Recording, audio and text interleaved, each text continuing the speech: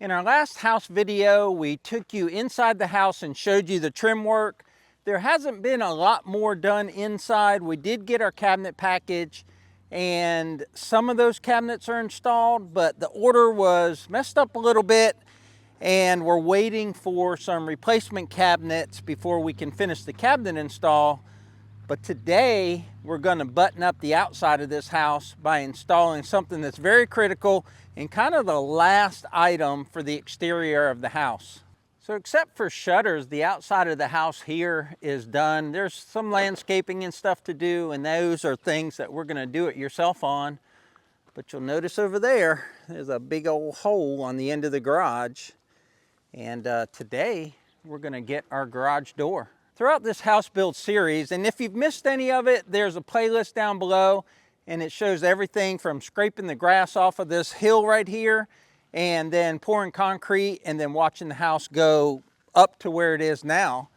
But there's been tons of decisions to be made, and most of those decisions are not reversible, meaning once you make them, that's kind of there forever unless you want to spend like an equal amount to fix it. Garage doors range from, I think we're paying around $4,000 or $5,000 for this one, completely installed with the lift and everything. But they can go up to like $20,000, $30,000, $40,000 if you want like a real wood door, if you want a door with a lot of fancy trim. But this door is kind of basic, except we added that it's insulated and also that it's got windows in it. So those are some things that we added to it, but the big decision was the color. The rest of the house, as you can see, is white with a black roof. So the most logical color for the garage door was black. But it's an east-facing wall or an east-facing opening, so it gets a lot of sun. It gets sun pretty much throughout the whole day. So we were worried about fading. We were also worried about heat loading inside the garage because we spray foamed the walls of the garage and also the roof deck. So the garage should stay fairly, cool in the summer and warm in the winter. And we didn't want to change that by putting a garage door that let a lot of heat in. So we paid extra for those features, and the sun fading of the door was a concern of ours, but the coating of the exterior of the door is supposed to resist fading. So they have like a 20-year warranty or something against fading for the front of the door.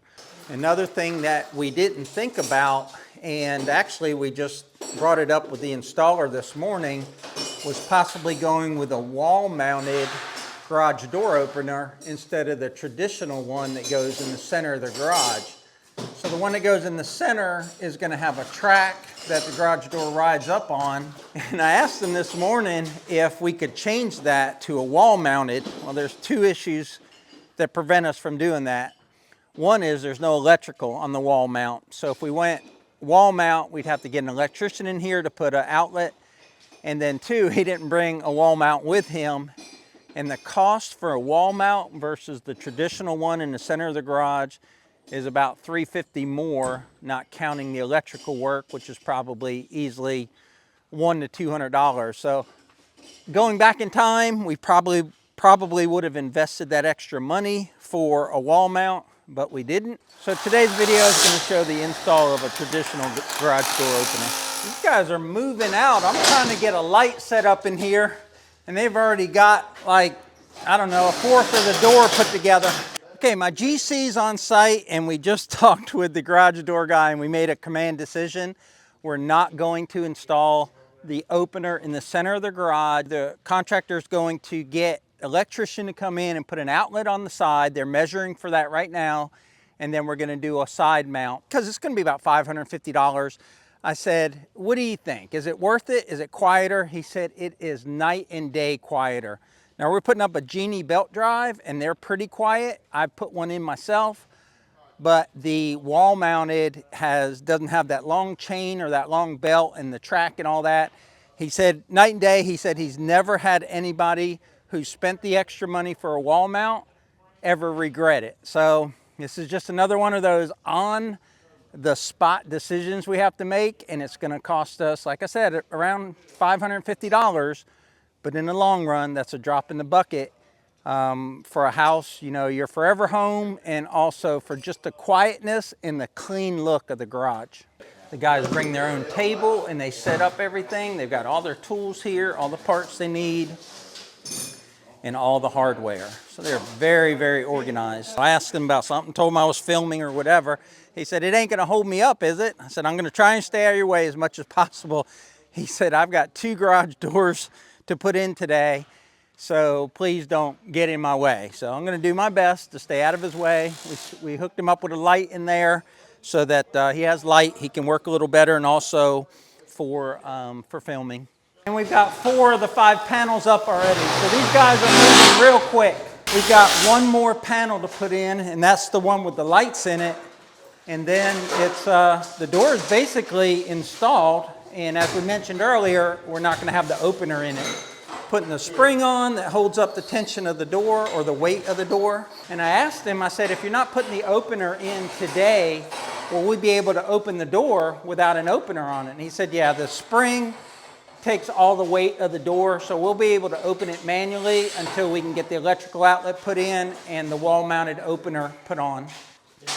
So these springs here are the dangerous part of a garage door, and I actually had one of these springs break on my garage door to our other house, and I replaced it, and I ground down a piece of rebar and used it as handles to put tension in the spring, and then you got to tighten these set bolts. And the whole time I was doing it, I was just worried that it was going to break my head off or something, because there's a lot of power in these springs.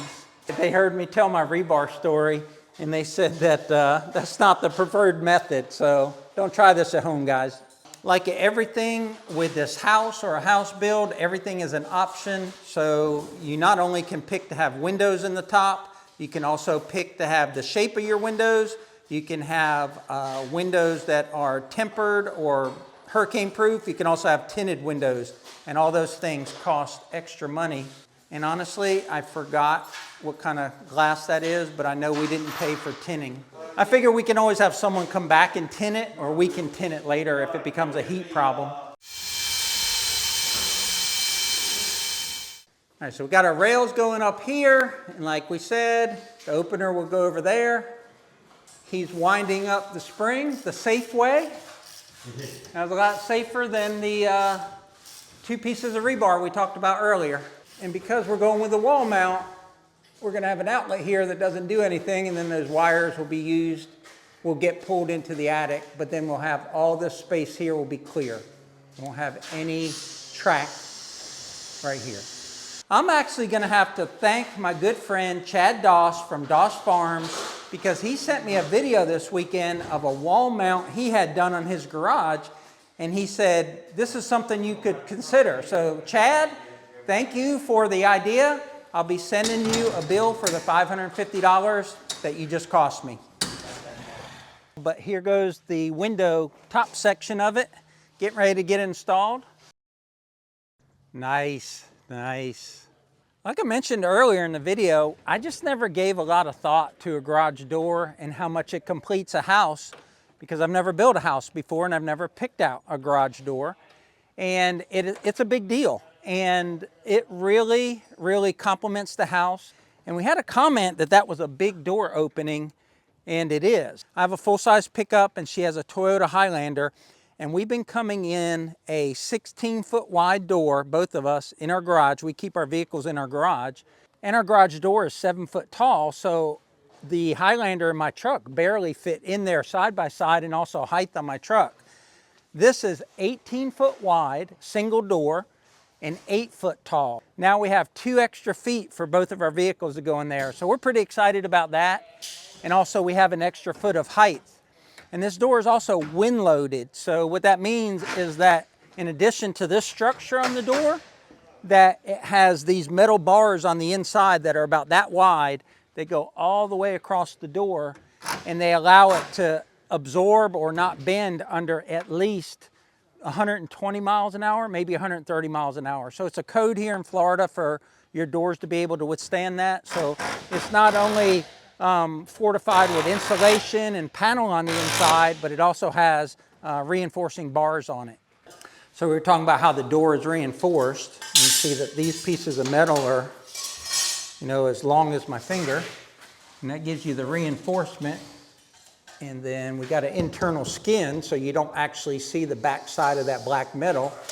And then in between that external skin and this plastic is the insulation. If you've never seen a garage door installed, they have these erector type of pieces of metal that they cut themselves, and then that gives you support for your track. So the installer said they're not called an erector set, they're called back hang. And then he fastens that up to a stud in the, or actually I guess it would be the bottom of the truss. So one thing we learned when we went through a Category 5 hurricane here about 7 years ago was that a lot of garage doors were anchored directly into either the OSB or the studding of the garage. And now code requires you to run a piece of 2x material all the way around so that the framing or the rails of your garage door are actually in that 2x material and not into the actual framing of your wall, just to make it stronger so that wind doesn't blow it in. But he was telling me that that has to be a 2x6. It can't be a 2x4, so it's got to be an actual 2x6. And in our garage, it actually survived the hurricane, and we didn't have the reinforcing brackets, and our rails were just screwed into the OSB of the garage. When you lose your garage door, you get a pressure change between the outside and the inside. You get wind in your garage, and then it pushes up your roof from inside the garage. And a lot of our neighbors lost like a lot of their roof structure because their garage door failed. And you wouldn't think that it was that important, but that's how important garage doors are. And that's why here in Florida, you got to have it to the wind load of the area, which is based on the probability or the likelihood that you'll have high-speed winds. And this area is 120 to 130 is our rating. Even though we're like an hour or so inland from the coast of the Gulf of America, actually. So he's doing a final adjustment on the spring. It's a little strong, so as soon as he takes his clamps up, the door wants to go up. So he'll back that off a little bit, and then he'll be close to done with what he can get done today. Brackets up over there, holding up that rail. Over here as well. So he had a tool for getting it at the initial tension, but now he's going to back it off. And this is what I did myself, and it's very dangerous, and I don't recommend it, changing a spring yourself. But when I was young, I wanted to save some money. But this is what you do. You hold the tension with one bar, it goes against the door, and you get a second bar. Never take your hands off. Yep. Never take your hands off of it, the expert said. And then you just, he looks like he took what, a quarter turn? Quarter turn. Quarter turn? Try quarter first. So he said that the door manufacturer or the weight of the door, the specs of the door says that he should have a certain length spring, and he has a longer or a stronger spring on this door. So he put too much load on the spring, he's backing it off, and he'll keep doing that until he gets it just right. Thinks he's got his tension right, so he's just checking all his clearances. The spring is what lifts your door. The motor just moves the door. So it's more important you get that tension right than it is that you get a bigger motor. Weight lifting and stuff. It's a counterbalance for it. Yep, I see that. You picked it up with your finger. Yeah.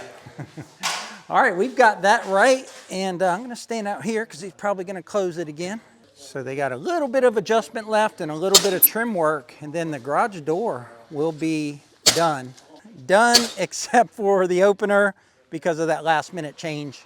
So we're having a good laugh with the installer because he's OCD. Actually, they used a different term we're not going to use on the video, but I was asking him why he cut this trim rather than use it one piece, and he said that it's really hard to get 18-foot wide trim, so it's a 16-foot piece. And I said, why didn't you do 16-foot plus a 2-foot piece? And he said because he's OCD and he wants 2 9-foot pieces there so that the seam or the gap or whatever is in the center of the garage door instead of over on the end on a 2-foot piece. And I appreciate that. I appreciate that attention to detail. Some people just may call me OCD as well. I kind of like to learn the process and talk to the guys that are doing the work and just learn it. Not that I'm ever going to install a garage door by myself, but the more I know about it, the more I'll know, like if it breaks, how to fix it, or at least be able to explain to someone that can fix it what's wrong with it.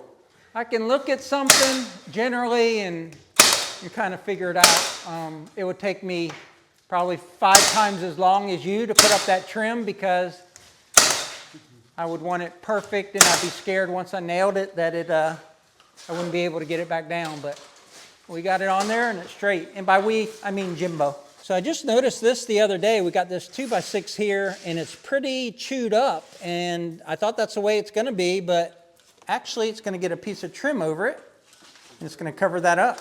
And that's just the natural planing of that 2x6 because this side is smooth, and when the installers installed it and painted it, they didn't think to turn it over, but it doesn't matter because it's getting trim on it.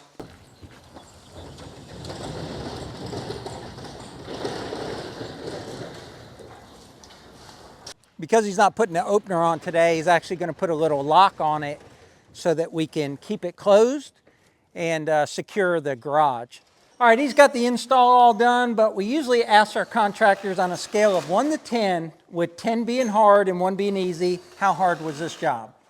I'm gonna say 10 being easy. 10 being hard. Oh, 10, well, I'm gonna say a 2. A And 2. the reason why I say that is it's a wind-low door, it's a heavy door. Mm-hmm. That's why I got help. When I was younger, I done it all by Right, myself. right. And, That's how you get worn out. Oh yeah, oh yeah. So a 2, and I think that's the first out here at Piney Grove that anything has been that low on the scale. Usually our installs are more towards the 10. Well, Remember we were talking about OCD earlier? Look at that organization. I love it. Okay, Jimbo has left and left me in charge of the door. Let me see if I can make it come down and show you what it looks like from a distance. So again, a 7-foot by 18-foot opening, all one-piece garage door, or at least a single door. Tell you what, he might still have a bunch of tension on there because the door wants to go up, not come down.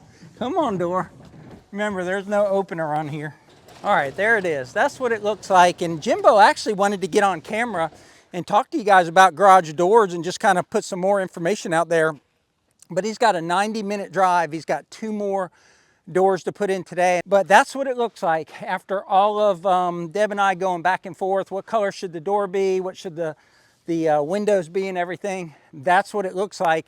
And I think it looks amazing. Just really, really, in my opinion, a great choice as far as the panels on the door and the windows, and just all together, I think a great addition or enhancement to our new home here.